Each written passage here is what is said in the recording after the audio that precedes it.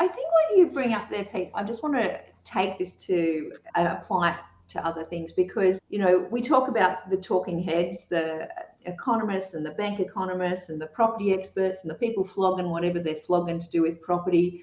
There's so many scare topics that we've seen over the last 4 years. Like if I name them, we've got COVID's come, we're all locked down, property prices are going to go down. Last year, oh my God, there's a financial cliff. Everyone's got a fixed interest rate. We're all going to fall off the edge.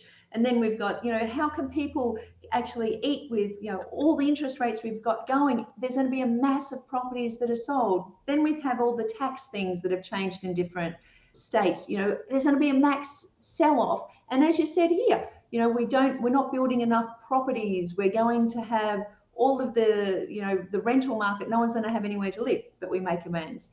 How are we so resilient? What's your thoughts on, all of these big kind of trends, which seem logical? Like we're in lockdown, should property prices go up? Who's buying? There's all these fixed interest rates. We see the big numbers. The banks are saying it's going to be a collapse.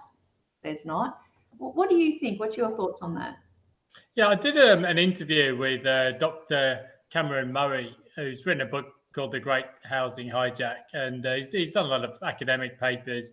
And a lot of the models that people use, the mental models, are just plain wrong, for housing. Because as you say, if you went back 30 years, you could pick any given year, there would be a fiscal cliff or interest-only cliff, Banking World Commission, 9/11. There's always something that's apparently going to crash the market. As Cameron pointed out, the correct way to think about the housing market, in fact, I'll just use myself as an example, right? Because it's easier than trying to explain it in economic terms. So I came to Australia originally as a backpacker. So, no budget, shared with one of my best mates down in the Shire, $50 a fortnight or something. That's all I could afford. I was just working at Mascot.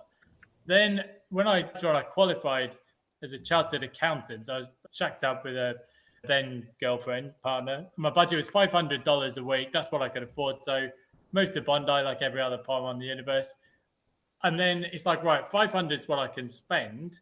And then I go and look for the property. And then later on, I got made a manager, director. Right, my budget's $750 a week. I'm going to rent somewhere. So I've been a rent investor, different story.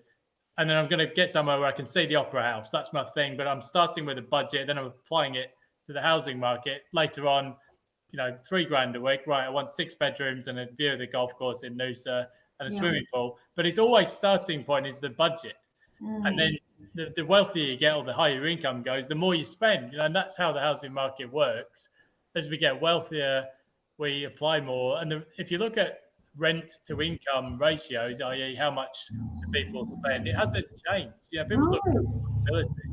If you go back to 1980, people would have been spending 30 to 35% of their income, or depending on how you measure it, pre-tax, post-tax, a bit less potentially, maybe a quarter or something like that. I remember interviewing like John Edwards from Residex in like 2010, 2011, and he was saying, it's 35 to 40% of your income's your rent or your mortgage, and that's unsustainable. That's really difficult. I'm like, it hasn't changed that much. It hasn't. We live with it, right? I think there's one thing that has actually changed, and the RBA did a paper on it, and that is the bottom income quintile.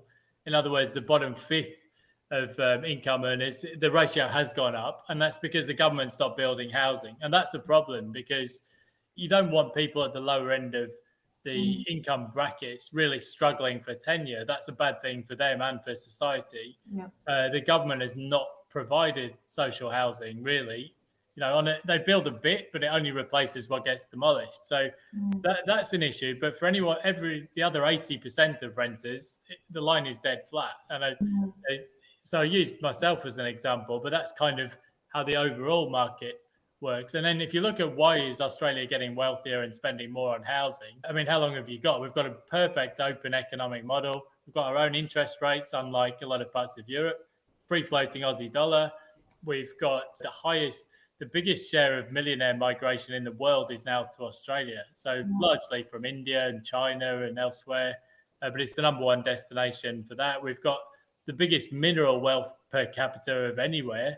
You know, half of the Northwest, we both worked in mining, so something we know all about. Got some of the most popular universities. There's just so many things. Like if you're trying to bet against that, you kind of you're on a bit of a losing battle there, really. And once you understand that model, it's a lot easier to work with it. And like I've lived in Europe, Southeast Asia, lived in lots of parts of Australia, but we keep on coming back to coastal Australia because there's nowhere better to live. Yeah. There's interesting parts of the world, but if it's a place to bring up kids, it's safe, good culture, go to the football, enjoy a beer, play golf. There's so many good things about the country as well that it just keeps on performing.